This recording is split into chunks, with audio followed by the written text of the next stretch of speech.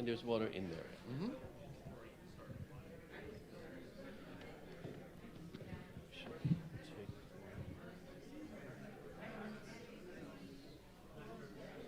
You wanted water as well? No, that's okay.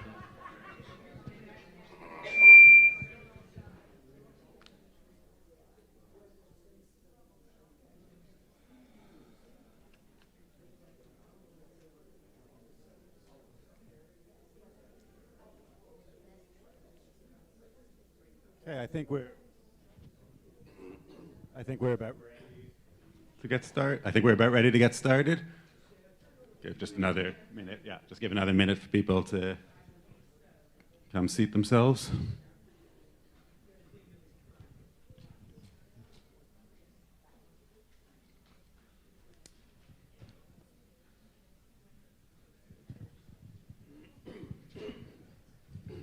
And welcome to our second panel of the day, where we'll be looking at responses to fascism, Jewish responses to fascism in Europe. Let me introduce myself. My name is Jeff Veidlinger. I'm the chair of the Academic Advisory Council here at the Center for Jewish History, and I'm also a professor of history and Judaic studies at the University of Michigan, where I work on the history of Jews in Ukraine. Let me note as well that, that I am a historian of Jews in Ukraine, and the two foreign countries in which I spend most of my time abroad, Ukraine and Israel, are both at war today. And I want to acknowledge that. I know it's been acknowledged already, but I do want to acknowledge that and acknowledge the pain that many of us are feeling right now. May those who lost loved ones in Israel last week be comforted among the mourners of Zion and Jerusalem. May the captives be speedily returned in full health and spirit, restored full health and spirit. And may the innocents be protected in what is to come in the coming days, weeks, and God forbid, months. I know these are difficult times, and we are here to talk about other difficult times in the past. So let me introduce our panelists today. To my left there is Ken Moss, who is the Harriet and Ulrich Meyer Professor of Jewish History at the University of Chicago. He's a specialist on Jewish history in Eastern Europe and is the author, most recently, of An Unchosen People, Jewish Political Reckoning in Interwar Poland, and the editor also, most recently, of Volume 7 of the Posen Library of Jewish Culture and Civilization on National Renaissance and International Horizons, 1880 to 1918, a book that I actually just received a copy of, and it really is a magnificent collection of material. Thank you. Editor with Professor Israel Bartal. Yeah, co-editor with Israel Bartal, yeah. Thank you. And he is working on a book now, perhaps, called Israel's Future, A History, which I'm sure is changing as we speak. To Ken's right is Professor Michael Brenner, who is Distinguished Professor of History and Seymour and Lillian Abinson Chair in Israel Studies at American University. Professor Brenner has been awarded the Order of Merit of the Federal Republic of Germany and was the first recipient of the Salo W. and Jeanette M. Barron Award for Scholarly Excellence in Research on the Jewish Experience. He is the author of 9 books on Israel, Zionism, and Germany, and most recently, the author of In Hitler's Munich, The Jews and the Revolution and the Rise of Nazism. And then to Michael's right is Shira Klein, who is Associate Professor at Chapman University, and she is an expert on Jews in Italy and is the author of Italy's Jews from Emancipation to Fascism. And she's currently working on Jewish participation in Italy's African empire from the 1890s to World War II. She is also a digital historian and is the author of a very important article on Wikipedia and the falsification of history, and of Holocaust history in Wikipedia. So I'm going to ask them each a few questions. We'll do a few rounds of questions, and they'll each respond in about 3 to 5 minutes, and then we'll open things up to public comment. And for the public comment, if you'd like to write down your questions, you can write those down at any time, and at around noon we'll start collecting the questions. A little bit before noon we'll collect the questions, which I will read from here, as we did in the last panel. So my first question to the panelists is, how did the Jews in the location that you study, Italy, Germany, and Eastern Europe, experience the era that saw the rise of fascist movements, essentially experience the era between the two world wars? So beginning with Shira. Thank you, and it's great to be here. And yeah, I just want to join Jeff in acknowledging what is happening in Israel, and to add, may all the innocents be spared on both sides, Israelis and Palestinians. So how did Italian Jews experience the era that saw fascism's rise to power? In Italy, Jews' experience of fascism was very much shaped by their class. So Italian fascism rose to power on the backdrop of this depolarization in Italian society between, on the one hand, the working class left, and on the other hand, the middle class right. So the working class was revolutionary. It was inspired by the Bolshevist revolution, and at the apex of working class agitation, which was 1919 to 1920, this was called the Red Biennium, or the Red 2 years, workers went on massive strikes. So they shut down factories for weeks on end. They led land grabs. They disabled the economy for weeks on end as well. And all of these things really frustrated and really scared the middle class. The middle class had a lot to lose, as you can imagine. Unlike workers who had very little to lose, the middle class was paralyzed by this fear, very frustrated with the centrist government for not containing this movement, and they were hoping for some form of authority to come and put an end to this, to what they perceived as this really scary chaos. And enter Mussolini, right? And so Mussolini was very welcomed by the middle class. He marketed himself as the strongman who would deliver the country from chaos.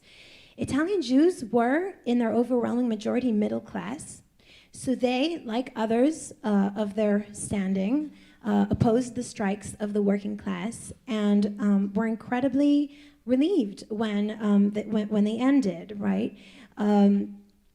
So Italian Jews were relieved when Mussolini came to power in 1922, and that the memory of how terrible these strikes had been, how terrible this agitation had been, helped shape their approach to Mussolini in the 1920s. And then in the 1930s, the Italian fascist regime offered various benefits to the middle class, and Jews, not as Jews, but again as white-collar professionals, particularly the men among them, very much benefited from these benefits.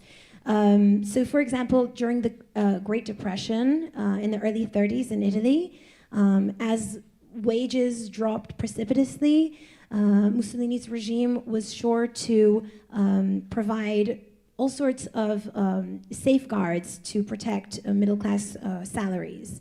So if one was a white-collar employee, which most Jews were, or if one was a manager, or if one was a government bureaucrat, then one would be shielded by the government from economic downturns.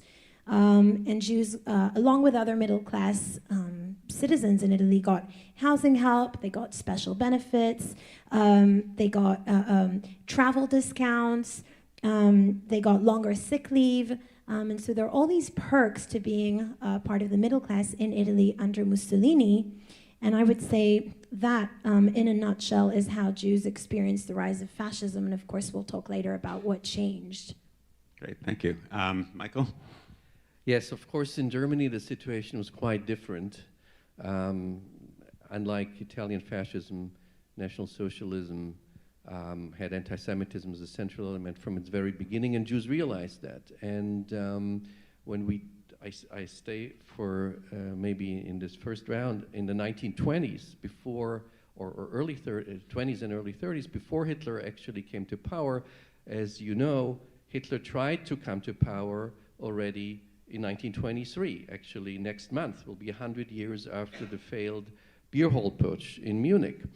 And it was in the early 1920s that Jews in Germany, especially in the place where Hitler lived and which he used as a testing ground, as I tried to show in my last book, and that was Munich.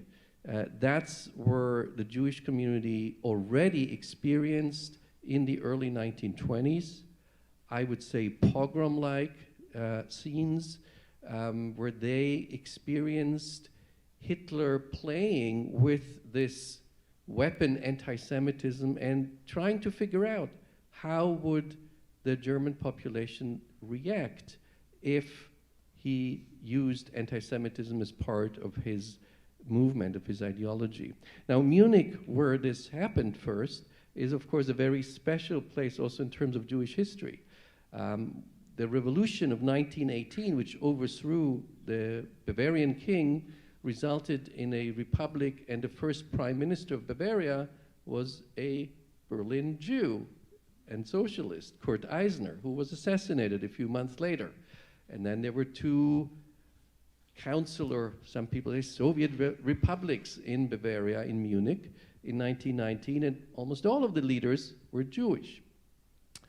Hitler was in Munich at that time, and he, at least later, wrote in Mein Kampf that that was very decisive for him. Not so sure, but he experienced it and was easy to use. And we've heard that already in the first round, how, of course, whenever the fight is against leftist, communist, socialist, and democracy, Jews are usually part of the mix. So in Munich, that was very central, and that's where this new movement started, and that's how Jews experienced it in the early 1920s, actually with a government that was very conservative.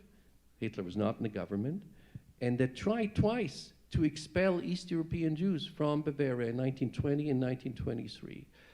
Munich was a city where already in January of 1923, a movie actually produced in Munich, Nathan the Wise, the parable of tolerance of 18th century German writer Lessing, could not be performed in movie theaters because the Nazis were so strong that they threatened all the movie theater owners, if you perform it, we'll smash your windows, which they did.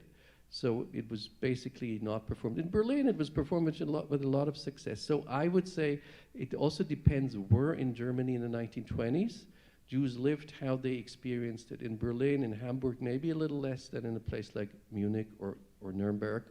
And then, of course, 100 years ago, the insurrection, the beer hall putsch happened in Munich, and Hitler was, not successful yet. But we all should be careful with failed insurrections. 10 years later, he succeeded. So that's just a little glimpse, maybe also on a local level, at the very stage where Hitler developed his movement.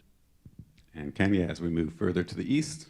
Well, I think one thing to keep in mind as we think about the experience of the 20s and 30s for Jews in Eastern Europe is that we're dealing with many different countries, tremendously variegated Jewish populations. Leaving aside Soviet Jews, the Jews of Soviet Ukraine and Belarus, we're talking about 5+ million people, 3 million of whom were in Poland, and I'll concentrate my remarks on Poland for that reason. But even within the Polish Jewish community, obviously there was a tremendous range of experiences, just as there were a tremendous range of religious and cultural identities, class sensibilities, politics. So having said that, I think if we had to begin somewhere to generalize, I think it's fair to say that in the interwar period, for Polish Jews and mutatis mutandis for Jews in Romania, certainly Jews in Hungary in a different way, the horizon was one that looked darker and darker, even though in many ways, for much of this time, everyday life could be lived without particular trouble because of one's Jewishness. And I think if we had to sum up that horizon, we would say that a substantial part of the societies, the deeply divided societies around Jews, deeply divided, among other things, over how they felt about Jews, but a substantial part of those societies and a growing part of those societies embraced or were open to the idea, there's a range here, that Jews, the Jews, this large community within their societies were a problem of some sort, maybe a grave problem, maybe a terrible threat to the commonweal of the nation. That was the view of an expanding right. And then, maybe at any rate, some kind of problem. This was linked to many things. These were societies that had tremendous developmental, they were new states ruling over societies that have faced all kinds of developmental problems. These were poor societies with a lot of people living hand to mouth. This got even worse during the Great Depression. In a place like Poland, there were 4 million unemployed or underemployed people out of a population of about 30 million. And in this setting, the Jews of Eastern Europe, quite differently from the Jewish community of Italy and Germany, which were broadly bourgeois Jewish communities, well integrated into generally well-off middle classes, the Jews of Eastern Europe were a much larger population, both absolutely and relatively. So the Jews of Poland, there are about 3 million Polish Jews, a little more by the end of the period. That's 10% of the population. They were also somewhere around 35 to 45% of the urban population. And they were, on paper, 50% of the so-called middle class, or at least the commercial middle class. Now, when you dig down, the vast majority of those people were not wealthy industrialists. They were desperately impoverished petty merchants. But if you were sort of looking at this as a Jew and thinking, will the larger society allow this to stand, in which we are the urban population, especially as you go further east, in which we are the middle class population, whatever that might mean? There were lots of reasons to worry that it wouldn't. And I think maybe that's where I'll stop, and we can drill down into the kind of particularities of that in the next question. Yeah, because you've kind of gotten on to what the next question is about, which is really what the movements, what right-wing, authoritarian, fascist, national socialist movements had to say specifically about the Jews, and the extent to which anti-Semitism was embedded within their ideology or was not embedded within their ideology, and if so, what types of anti-Semitism that was, whether it was instrumentalized or whether it was actually systemic in their ideologies. So we'll go in the same order, starting with Shira. So in Italy, the history of anti-Semitism has one big watershed moment, and that is 1938. Prior to 1938, Italian fascism did not have anti-Semitism on its banner. There was rampant anti-Semitism in Italy, but it had existed before the fascists came to power, and it came from the conservative right, and especially the Catholic Church. And that was true for earlier decades as well. Right-wingers in Italy, as elsewhere in Europe, fan stereotypes about a quote-unquote world Jewry, seeped in liberalism, in Russian communism. They talked about Jews as atheists, as Bolshevists, as cosmopolitan, right? Today cosmopolitan is a nice word, but in a hyper-nationalist Italy of the interwar, it was a really grave charge. And by the way, the irony is that Jews in Italy were as far as possible from communism. There were a handful of communist Italian Jews, but overall, like I said, they tended to oppose this kind of working class ideology. And high-up fascist officials were not immune to this. They partook in the same kinds of accusations. Mussolini himself penned an article about that was full of stereotypes about Jews, speaking about them as the Jewish bankers of London and New York. And then Giovanni Preziosi, who later became Minister of State, published the well-known Protocols of the Elders of Zion, which, if you haven't heard of that, it's this text purporting to be a Jewish plan to take over the world, and in fact it was penned by anti-Semites. But anyway, Preziosi had this translated into Italian, published it, and all 15,000 copies immediately sold out, which I can tell you is the dream of any scholar, right, in this room. But from Italian Jews' vantage point, these expressions of anti-Semitism paled in comparison to what was happening in neighboring Germany. And the worse Hitler was to Jews, right, from 1933 onwards, the worse the policy was, the more Italian Jews blessed their good fortune for being in Italy. 1938 was this big watershed moment because the fascist government did an about turn and started a racial campaign that brought Italian Jews to a situation that was actually very similar to that of German Jews. Almost overnight, Italian Jews could not marry non-Jews, they could not work in various professions, they could not hire non-Jewish nannies, they could not they could not go to the seaside, they could not advertise. You name the restriction, it probably existed. And I will add that Italy was not forced by Germany to take this racial turn. And often people think this was part of the Pact of Steel. It actually wasn't. It predated the Pact of Steel, which wasn't until May of '39. And in any case, the Pact of Steel made no mention of Jews. And Italy certainly drew inspiration from Germany for its anti-Semitic laws, but it also had a homegrown variant of racism that mirrored the already existing racial laws in colonial Africa. So Italy had these race laws in Ethiopia, in Libya, and you see that the anti-Jewish race laws are mirroring both the language and the content of that. And then, of course, in 1943, Italians also played a role in facilitating the deportation of Jews. Thanks. For Michael, let me actually rephrase the question a little bit more specifically for you, because you'd mentioned Jewish involvement in the revolutionary movements and their National Socialism framing itself as an opposition to the revolutionary movement. So just if you can maybe point to specifically the extent to which Nazi anti-Semitism is utilize political motifs versus racial motifs versus religious motifs, and think about it in terms of that as well. I would say it's very hard to distinguish because they come very much together. And of course, in Germany, everybody is aware of that.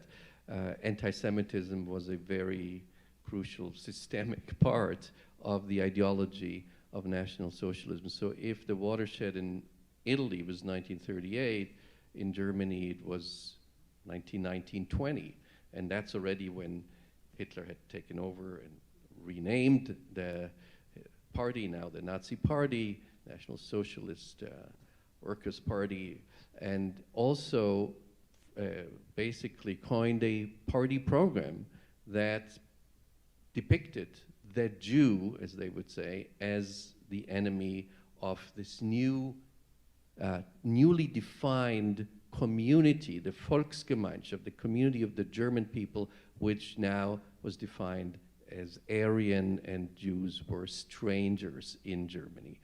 And so that came with the very establishment of the Nazi movement.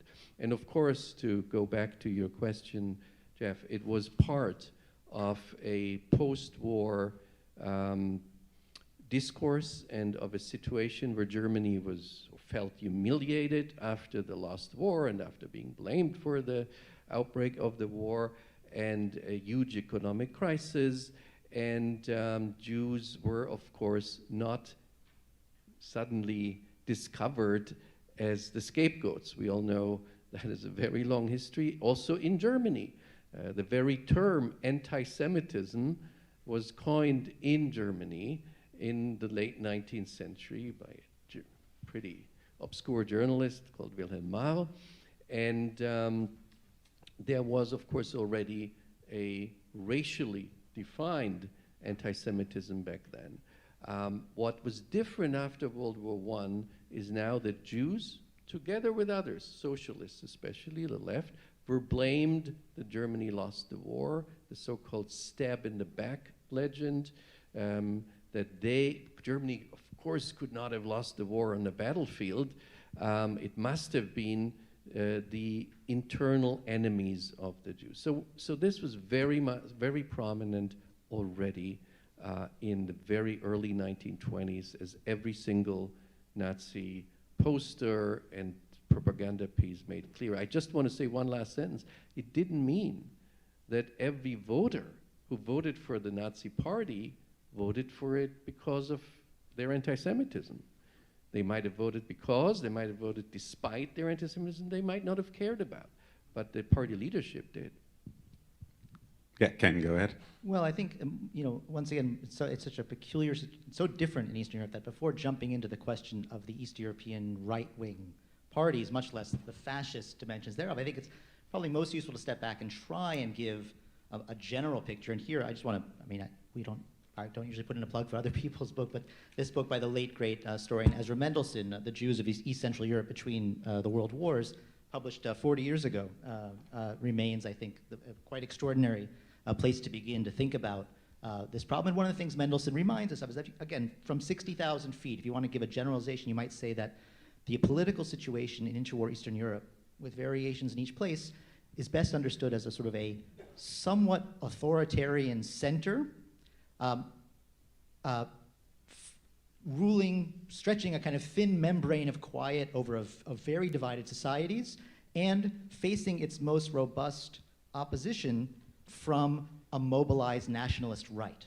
There were lefts in some of these places. Poland, for instance, had a meaningful left, PPS socialist left, but seen from the standpoint of East European, what East European Jews were seeing, they were in many ways in societies ruled by states that were at various junctures taken into the hands of strongmen, but those strongmen were often as not considerably less committed to anti-Semitic politics and to the politics of transformation through, among other things, extruding Jews from society than quite broad-based right-wing nationalist movements.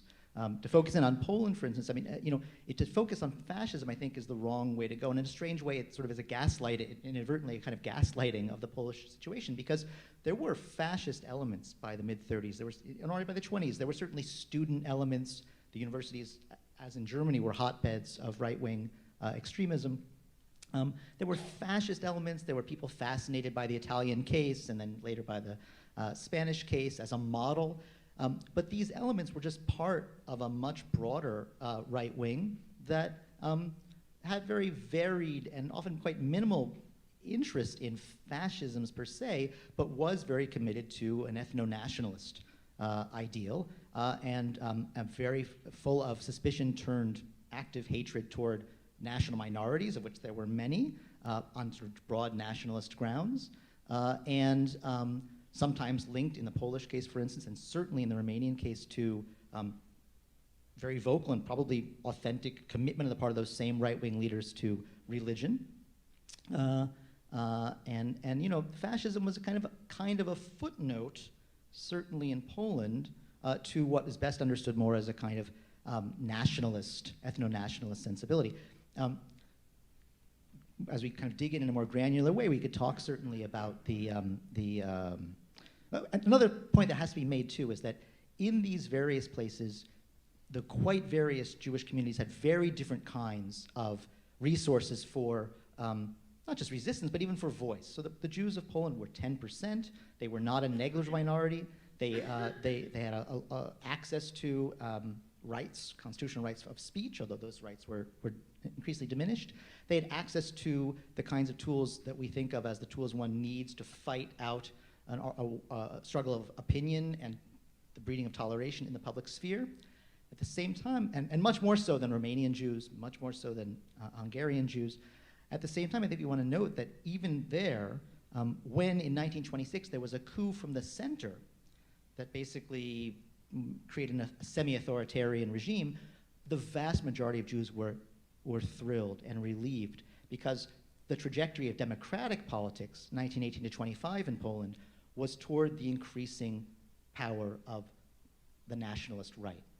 So it's very hard to predict the future even when you look back on it, but from the standpoint of many Jews, they were at least as worried about what democracy meant in societies riven by deep social problems and shaped by nationalism as they were by anything relating to authoritarianism.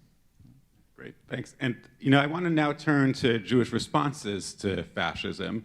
And I think in the three regions that we're talking about, there's going to be some difference. In Italy, where certainly before 1938, there was no reason why Jews couldn't belong to the fascist movement and did in fact.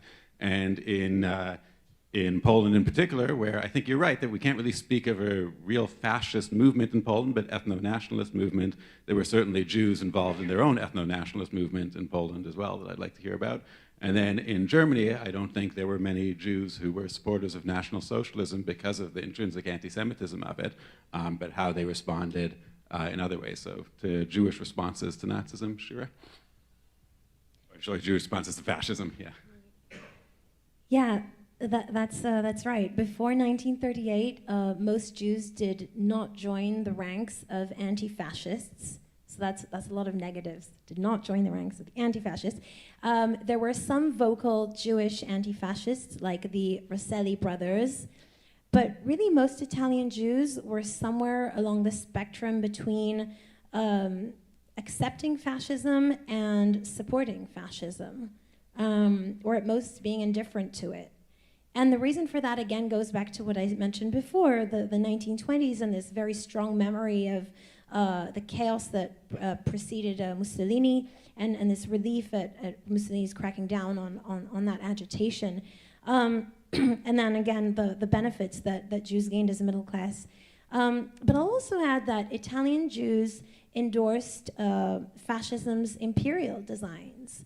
And so that very same racial rhetoric that would later be turned on them in 1938, right, when the language and the content of anti-black race laws was harnessed for anti-Jewish race laws, that very same rhetoric was one that Jews mostly accepted in the 20s and in the 30s. In 1935, which was the time when fascist Italy took over Ethiopia, most Italian Jews were really gung-ho about that, very enthusiastic.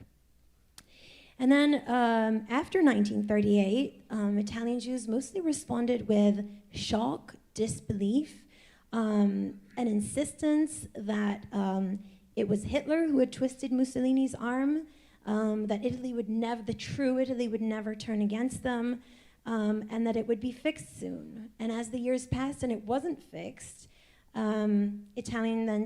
Jews then saw ordinary Italians partaking in this persecution, and then again, as I mentioned, participating in the roundups that led to deportation. People often think that the alliance of Italian Jews with fascism is really counterintuitive, right? And I think particularly people in this country, where Jews have had such a strong tradition of fighting fascism. But I will say that even today, Jews are not immune to fascism. And in my home country, Israel, right, fascist tendencies, as sort of Ruth mentioned before, are rearing their ugly heads. So to the extent that we're speaking about militarism, homophobia, xenophobia, chauvinism, consolidation of power in the hands of the executive, all of these things are happening today, again, by Jews.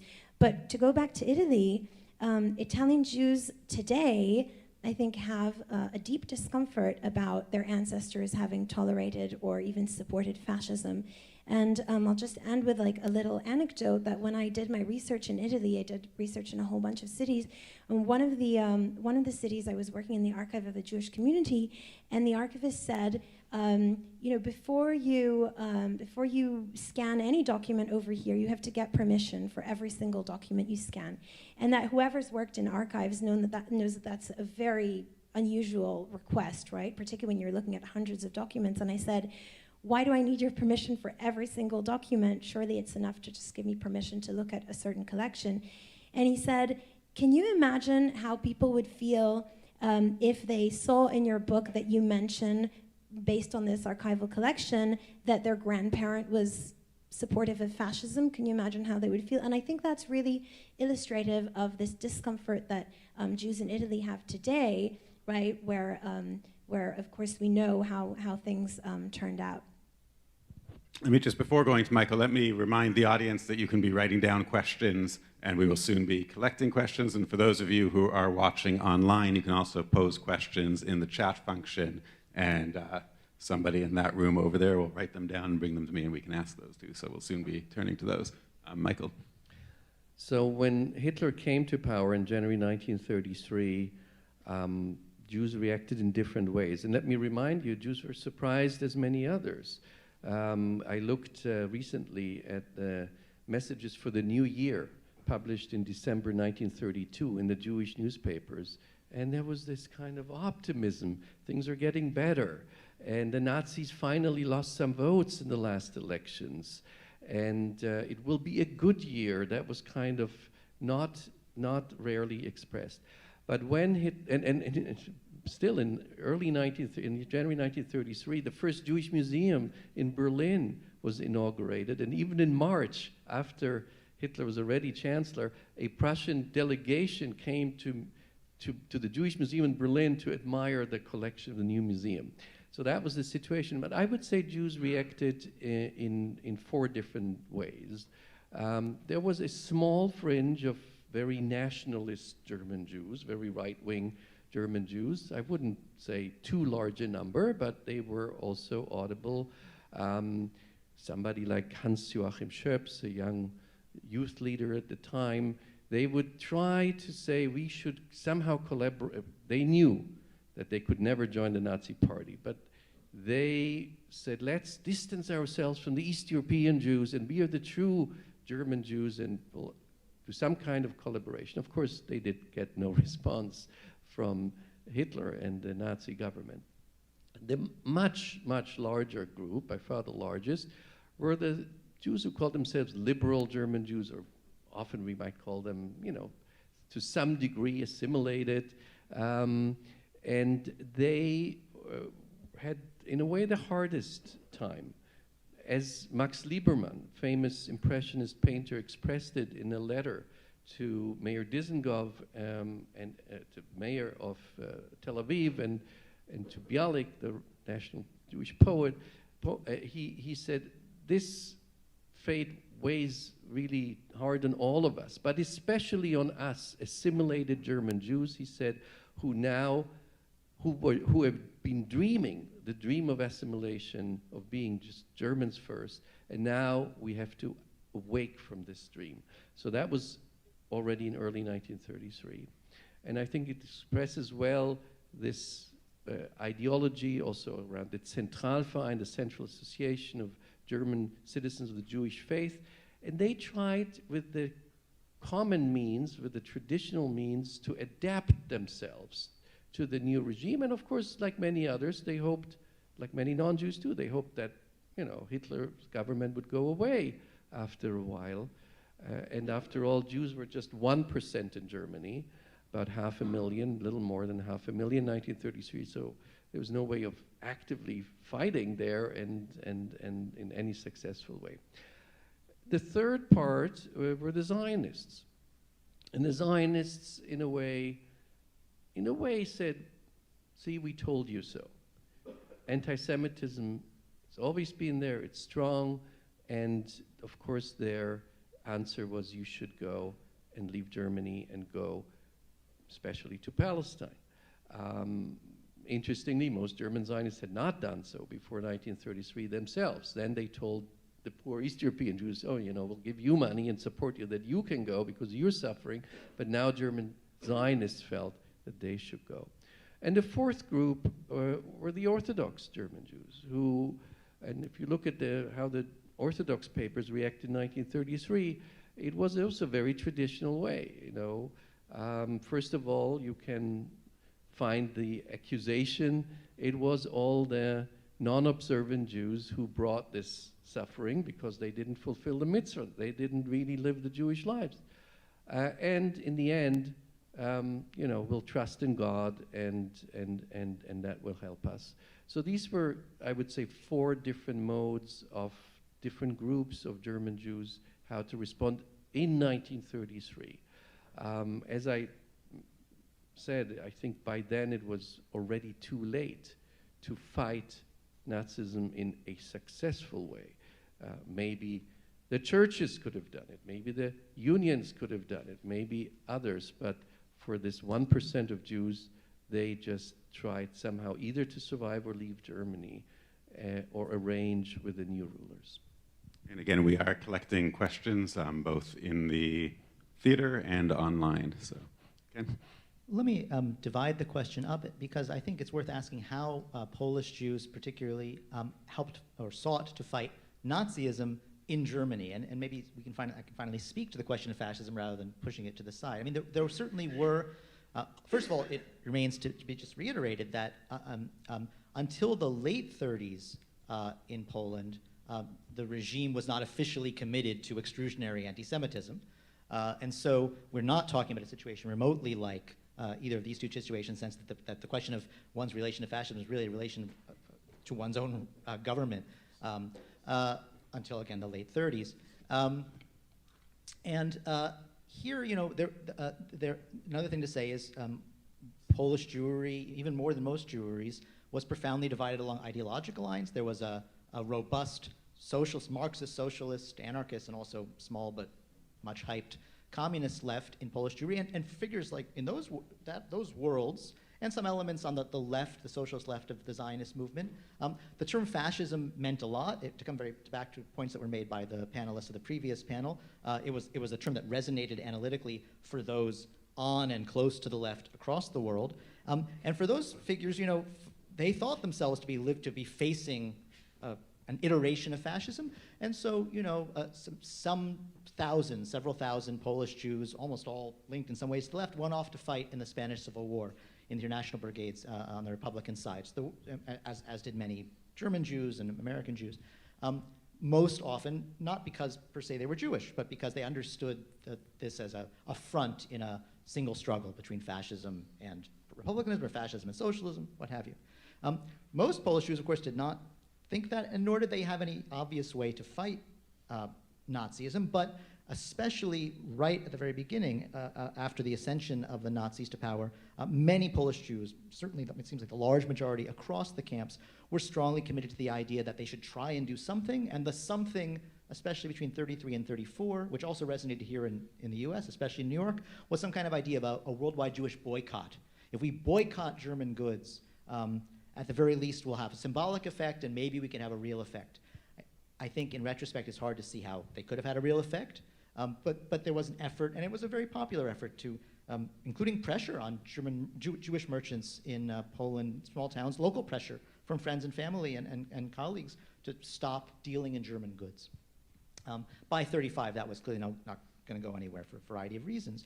And I think taking a big step back, if we ask a different question, what was East European Jewish resistance, what could it have been to this much more amorphous world of feeling like your future is being foreclosed, feeling like it's unlikely that your kids are going to have a place in this society that they'd want to have, or at any rate, it's less and less likely.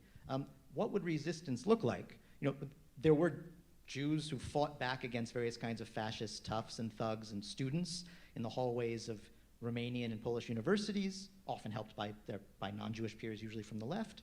There was plenty of Jewish resistance to local violence, degrees of which we're still discovering. The historian Kamal Kiek is discovering just how much organized right-wing violence against Jews there was in places like Kielce, Częstochowa, others around 1931-32, and Jews fought back. Sometimes we're talking about fist fights, right? Later on, it was more armed resistance against more dire attacks. But that's not a movement, right? And I think in some ways the real question becomes, was trying to get out resistance, or was it running away? And that's certainly not my place to cast aspersions. Let's try to get out. But it's worth remembering, many Polish Jews would have just wanted to leave, and it was hard to get anywhere. Palestine was an interesting partial exception in 32 to 36. The last thing I'll say is, and to come back to Shira's point, that there's certainly nothing hardwired into Jewish political culture in Eastern Europe that makes for supporting democracy. And I'm not sure I can blame them. Democracy is an essential part of, unfortunately, far right-wing movements in all sorts of places, including Israel today. It's not the natural, eternal enemy of fascism, and I think that's something to remember. Okay, thank you. Do we have time to do questions? Yes. Yeah, we go till 12:15, is that correct? Yeah, okay, all right, great. All right, so there's a few, I can group the questions into a few general categories. I think one of them is historical questions. And the historical questions relate a lot to the situation in Italy, the extent, really, they all relate to the extent to which, or somewhat, of Jewish involvement in fascist movements. And then the extent to which in Italy, anti-Jewish laws were imposed as a result of Hitler's influence, or whether they were domestic creation. So that's one, and then Jewish involvement in fascism in all three of the countries. Were there Jews who were involved in fascism in Germany and Jewish fascist movements in Poland as well? So maybe we'll start with that, a quick round on that, and then the other group of questions has to do with the contemporary moment that we're in. So I'll save that for the next round. So Shira? So just more on how Jews endorsed fascism? Yeah, I think there's two different types of questions. So one is, yes, how Jews in Italy endorsed fascism, the extent to which they did, and then the other, the extent to which anti-Semitic developments in fascist Italy were domestic developments or responses to Hitler's rise in Germany. Right. I mean, there are all sorts of expressions of Jews supporting fascism. So, as I mentioned, 1935, the conquest or the takeover of Ethiopia generated in Jewish enthusiasm. Italian Jewish women would give their wedding rings along with non-Jewish women. This was called sort of the collection of gold for the patria, for the fatherland. Jews would give money to fascist causes. They would join the military to fight in Ethiopia. Let me think. Jewish children were in fascist youth groups. This was sort of de rigueur, but it wasn't completely, mandatory. But Jewish parents were normally happy to send their their children to fascist youth movements. So these are just a few kind of anecdotal examples. And maybe one thing I'll add that just to provide some new information is even Jews in Libya. There's an interesting phenomenon over there of Jews in Libya endorsing fascism, which is kind of in a way really that to me is really surprising. Still working on this is the topic of my second book. But even as this regime is discriminating against colonial subjects, here are these colonial subjects who are helping it and actually going to fight in the Ethiopian War. And then for the second question of Hitler did not, so this is a very common misperception. Hitler did not force Mussolini, or Germany did not force Italy to enact the racial laws, and Italy's racial turn is still being discussed by historians. Some people say it is really an effect of the colonial policies that defined races. And acted on that. And some people say it was more a demographic thing. Some people say it was because Mussolini's popularity had dwindled by then, and so he was in search of a new enemy to rile up Italians to support him. So that is still a question. And Michael?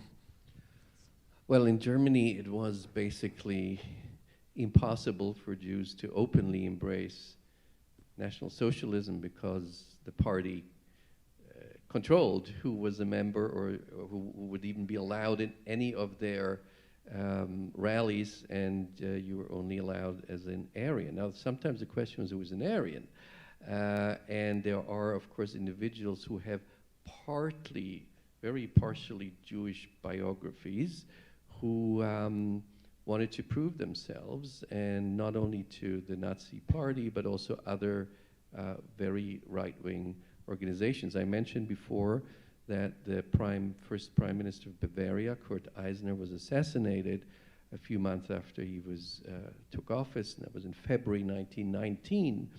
And his assassin was a 20-year-old called Graf von Arco. Now, Arco was a very prominent Bavarian Austrian aristocratic family, but on his mother's side, she was a Oppenheimer.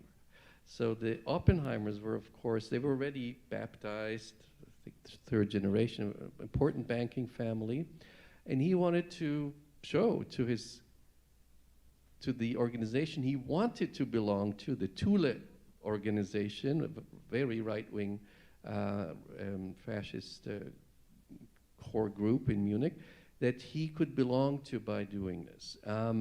Didn't help him, of course, but you have cases like that. But Jews were basically not allowed to join any of these organizations. Again, there were some who tried in 1933 or even 32 already to find a way to align themselves, and that all failed terribly. The East European case, again, is much more complicated. In some sense, it's just as simple in the sense that all of the organized East European expressly fascist or close enough that within spitting distance, as it were, fascist movements were intensely anti-Semitic, and Jews were not allowed. So the Iron Guard in Romania, the Arrow Cross in Hungary, the so-called Phalangists or the ABC group in Poland, whatever. I mean, no Jews allowed. So that was an easy answer to the question. Were there Jews on the right, and what does that look like, and were they shaped by fascism, is a harder question, which can't simply be answered by no. If people are interested in sort of the Polish Jewish case, I think there's a very careful and very intelligent book by my colleague Dan Heller on the Beitar movement, on the youth movement of the Zionist revisionists. So there were elements in the Polish Jewish world who would have called themselves rightists. And let me actually take one step back and say, unlike the Italian case, there were Jewish bourgeoisies who were, broadly speaking, assimilated to the dominant culture. Certainly that defined a good half of Hungarian Jews. It was an important, much smaller but important part of Polish Jewry. But they identified with, I think really universally, the liberal strands in the larger national culture. So that wasn't a path to fascism for anyone. Within the Zionist right, you had elements certainly among the young people. Menachem Begin, for instance, Yitzhak Shamir, those figures, who were certainly impressed by fascist style. You can find photos of them with the bonfires and the uniforms. And I guess in some sense I would refer us back to our first panelists, which if you miss it, you should really see because it's quite important and quite brilliant ways to begin thinking about these kinds of questions too. One essential point one of the panelists made was that one defining feature of fascism is not just readiness to use violence, because people on both right and left in many ways in this part of the world were, but a commitment to the idea that violence is good, it's essential, it's the essence of politics, it's how you build a future. You should yourself take part in it. It makes you a better person, better part of the nation. Those ideas, I think, are not easily found in a very straightforward way in the revisionist right in Poland, but they're there, and you can certainly find elements of them in the revisionist youth scene in Palestine, the mid-30s even, people like Yevin. So we'd have to begin to answer that even more fully. We'd have to think more carefully about what fascism could mean and how it relates, without any kind of hard line that splits it, to a larger world of rightist politics. Thanks. And then in the time remaining, the larger stack of questions that I have here ask about the current moment, and particularly about perceptions of the rise of fascism in the United States, and what people see as the rise of fascist movements in power in Israel as well. And I think I can summarize the questions with really the fundamental question of what have we learned? And maybe I'll add, that's a difficult question, but what does the future hold? In 2 minutes each. And Shira, we can start with, or do you want to start? Ken, you've got the microphone close to your hand. I can't close to your mouth. Great, I'll begin, and then you guys can correct everything and put us back on course. I mean, there's no easy answer to the question, what's the relationship between democracy and fascism? And one thing that Shira's case painfully reminds us is that not all fascisms are going to embrace anti-Semitism as their organizing principle. And if that's what Jews are thinking about, they may find themselves in, they may find themselves saying, I don't really see what's so bad about this regime. It's attacking other people. I think, fortunately, American Jews, at least 80% of them, understand that liberal democracy is not a luxury, it's a necessity. In our setting, and that doesn't have anything to do with the Jewish tradition. I mean, I think I'm very loath to draw direct connections between the interwar experience of East European Jews and American Jewish life. That's not a useful heuristic in so many ways. But so one thing you could falsely learn from the East European Jewish situation is democracy doesn't matter. Much better to have a strong leader who can keep things under wraps. I think that'd be a very foolish thing to imagine as being a useful heuristic for thinking about our contemporary situation. Michael, you want to? Well, unfortunately, Jews are not immune to fascism. The Holocaust was not a re-education program, and we can see today that there are Jewish followers of movements that at least remind us of fascist tendencies, both in the US and Israel and other countries. Even in Germany, the AfD, this very right-wing party, has its tiny but still a circle called Jews of the AfD. I think most of them are actually of, like most Jews in Germany today, are of former Soviet background, but it's a small group, but you know, it's important for this party, which is also interesting, that today's right-wing populist parties, I would say in most of Europe and of course in America, try to say that they are not anti-Semitic. And often, you know, some others fall into that trap. I would say anti-Semitism is part of them, it's systemic, but it's very important for them after the Holocaust to say we're not anti-Semitic. And of course, if Israel has a very right-wing government, that helps them. So that's a very complicated situation today, very complicated world. I would still, I always like to end on a more positive note. As Ken said, it is also, we shouldn't forget that the great majority of American Jews have always voted maybe against their economic interests and have voted more to the left than maybe their economic interests would have been. The same, by the way, as was true for German Jews in the Weimar Republic. Sure.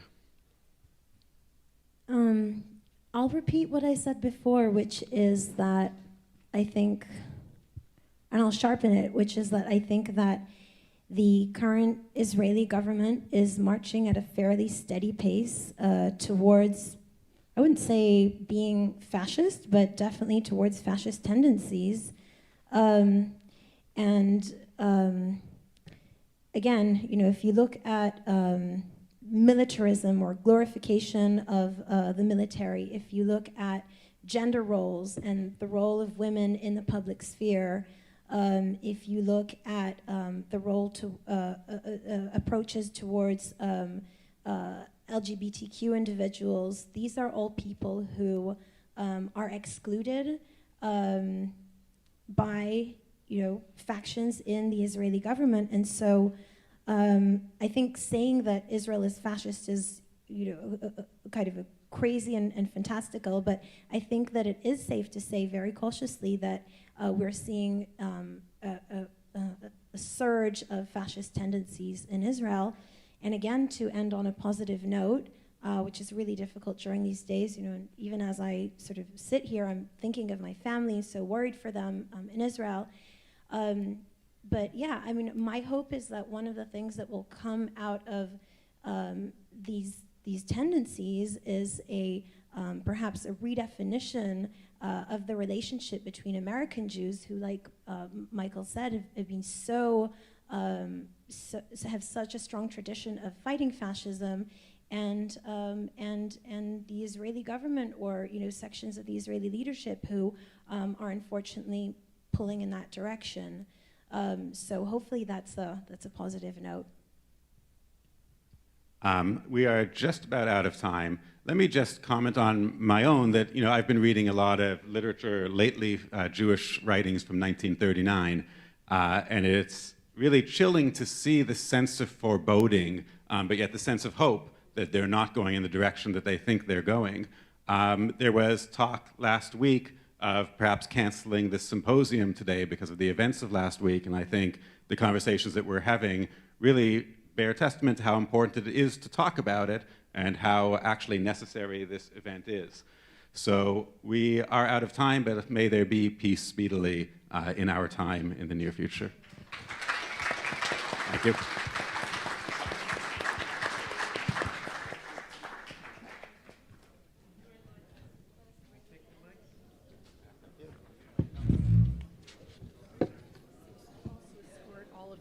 the green room up to where you're going to do this